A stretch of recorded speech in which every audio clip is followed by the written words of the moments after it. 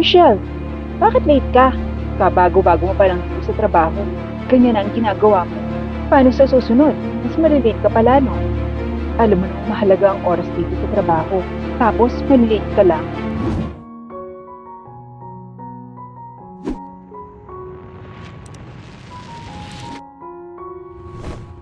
Everyone, let's all welcome Michelle, our new employee.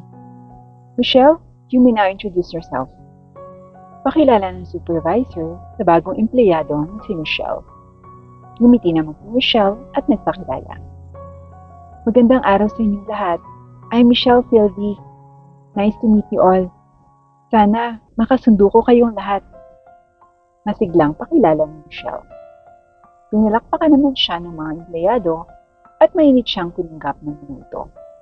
Natutuwa sa kanya ang mga empleyado dahil napakabata pa lang niya pero nagtatrabaho na agad siya.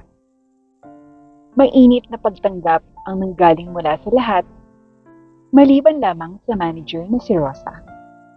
Mainit ang mata niya kay Michelle dahil naiinggit siya dito. Maganda at bata kasi si Michelle, samantalang siya ay nagkakaedad na. Nangangamba siya na baka sa isang iglap ay maagaw ng Michelle ang pwesto niya. Mukha pa namang masipag at matalino ang dalaga, kaya mainit ang mga mata niya dito. Naiinggit din siya dahil nakuha agad ito ang loob ng mga empleyado, kaya hindi siya papayag na umangat pa ito sa pwesto nito. Unang araw pa lang nito ay tinambakan na niya ito ng trabaho. Kailangan mong matapos yan within this day. If not, madadagdagan pa yan. Masungit na saad ni Rosa dito. Ninitian naman siya nito. Okay po, ma'am. Mabait na sagot ni Michelle sa kanya. Nainis naman si Rosa dito dahil nagawa pa nitong umiti kahit pa tinambakan niya ito ng trabaho. Narinig na tuloy na nagbudungan ang mga empleyado. Grabe naman si Ma'am Rosa. Walang awa. Kabago-bago ni Michelle. Tinambakan agad ng trabaho. Oo nga. Grabe talaga. Mabuti pa si Michelle. Napakabait. Makakaya niya kaya yan? Sana talaga mapalitan niya si Rosa. Grabe kung magbigay ng trabaho. Akala niya ba mga immortal tayo? Rinig niya ang bulungan ng mga empleyado.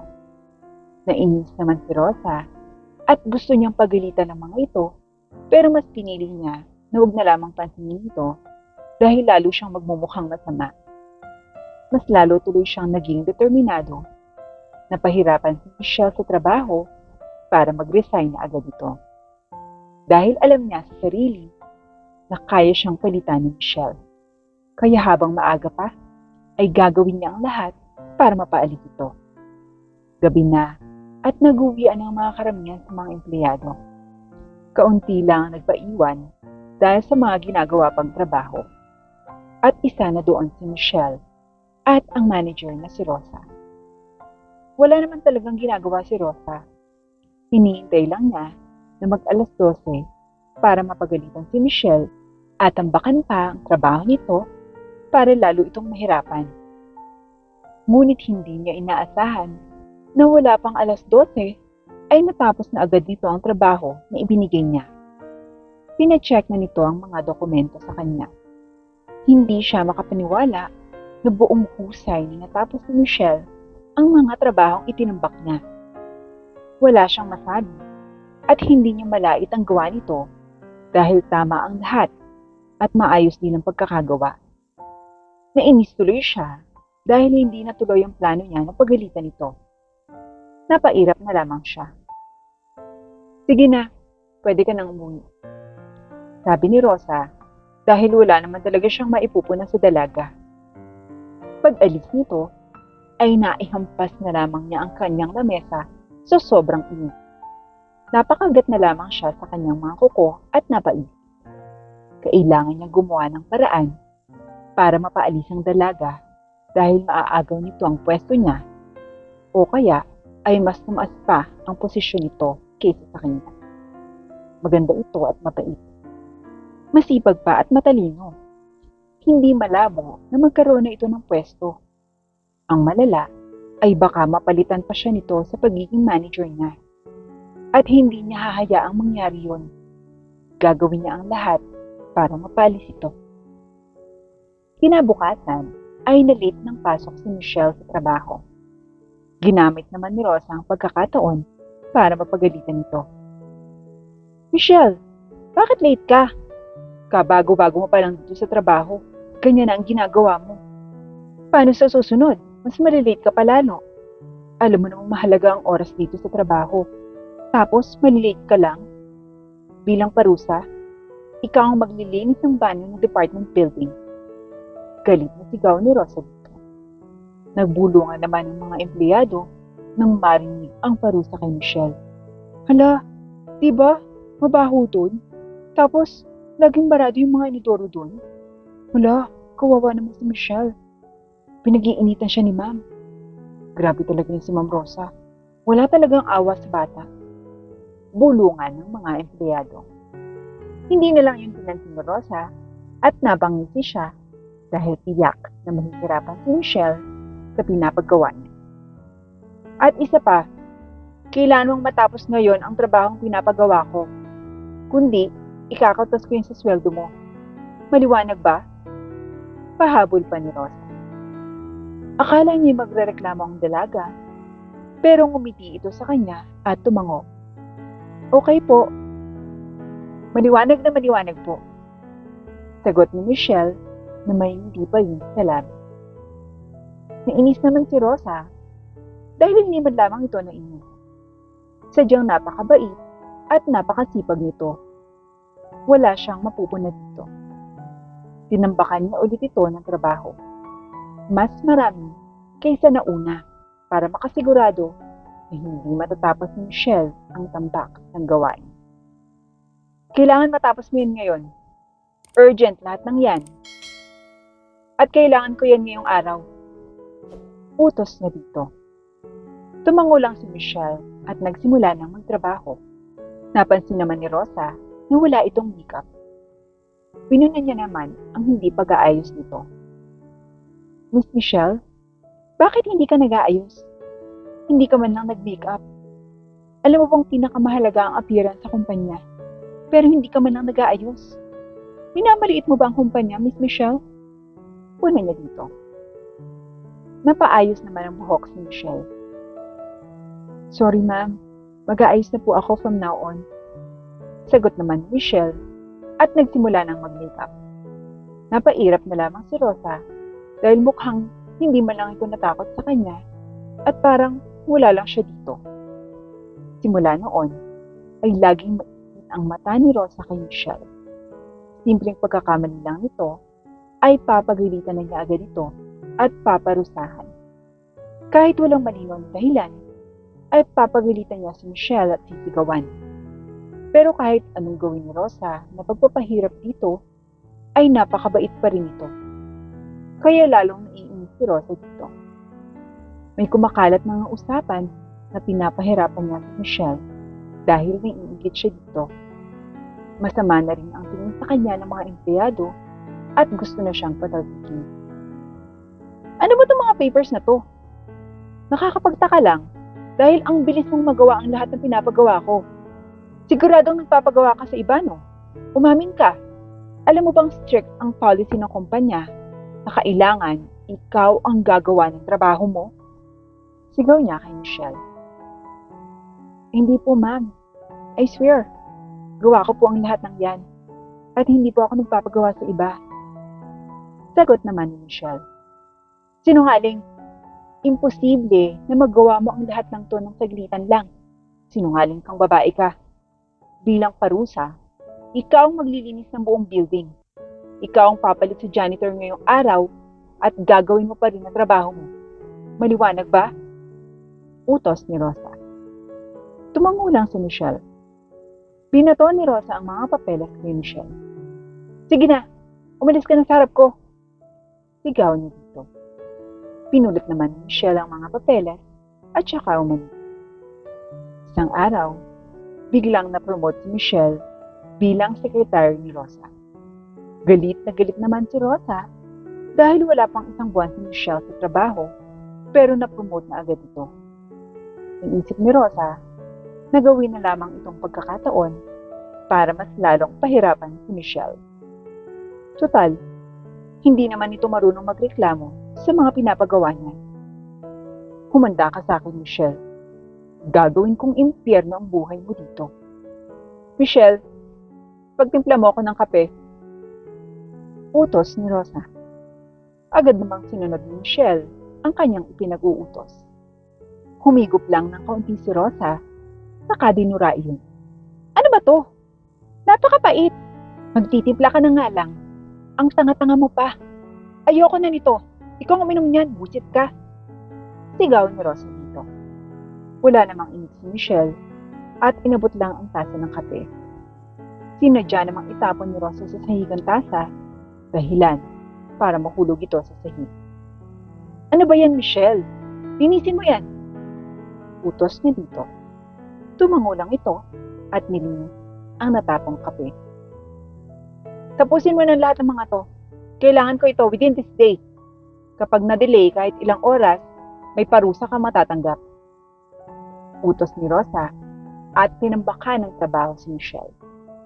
Opo, ma'am. Saad ni Michelle at ngumiti. Inirapan lang ito ni Rosa. Lunch break.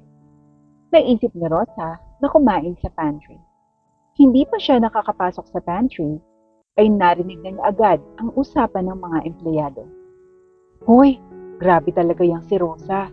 Pinapahirapan niya talaga ng husto si Michelle. Naawa tuloy ako kay Michelle dahil pinag-iinitan siya ni Rosa. Oo nga, wala siyang awa. Siguro naiinggit siya kay Michelle kasi maganda at mabait yun eh. Hindi lang yun, masipag at matalino pa. Saan naman ang isa pa?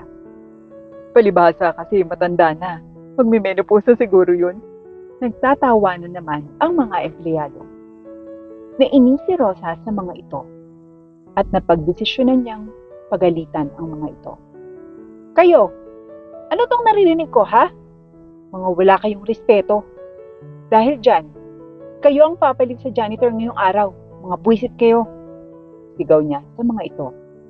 Natakot naman ang mga ito at nagsialitan. Galit na galit naman si Rosa. Buwisit talagang babaeng yun. Buwisit siya. Papahirapan ko siya. Gagawin kong impyerno ang buhay niya. Umanda siya. Galit na saad ni Rosa at kinuyom ang kamao niya. Ginawa ng impyerno ni Rosa ang buhay ni Michelle. Kaunting kibot lang nito ay paparusahan na niya agad ito. Lagi niya itong umuutusan at halos gawin na niya itong adila. Napakabait pa rin ni Michelle.